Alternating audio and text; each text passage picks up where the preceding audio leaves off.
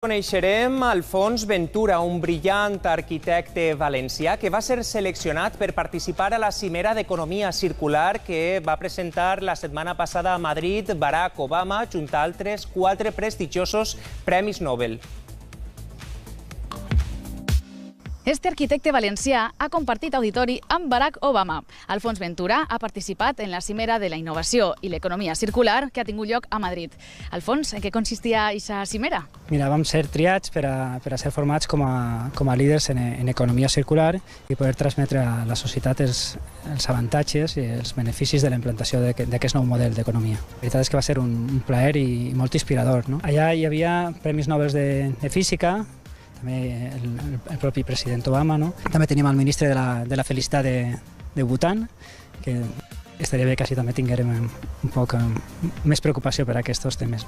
I bueno, un poc el que ens van transmetre és, primer que res, la humilitat necessària, no? per a ser un líder, que és una tasca de servei a la societat, i també que anem a necessitar molta perseverància, no?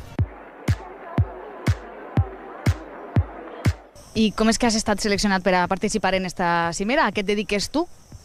Sí, mira, jo habitualment em dedique a ajudar a altres arquitectes, promotors o propietaris a fer que els seus edificis siguin més sostenibles. I és que quan parlem d'economia circular, parlem de sostenibilitat. El que pretén l'economia circular és allargar la vida útil del que produïm per tal de crear menys residus i menys contaminació.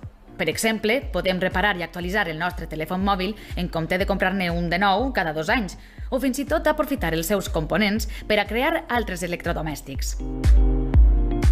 En el sector de la construcció que ocupa el nostre líder valencià, podem aprofitar la corfa de les ametlles per a crear panells d'obra o recuperar la llana d'ovella sobrant per a fer aïllant tèrmic.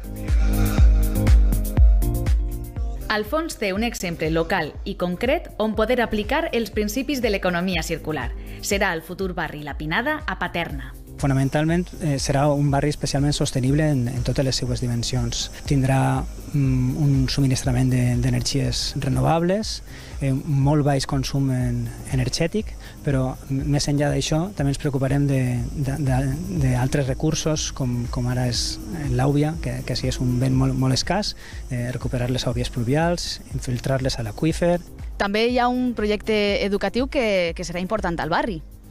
Sí, ara mateix ja han començat les obres del nou Col·legi Imagine Montessori a Valterna, que obrirà les seues portes a setembre de 2019, perquè creiem que l'educar als menuts en la cura del seu medi ambient i de l'entorn és fonamental perquè ells són el futur.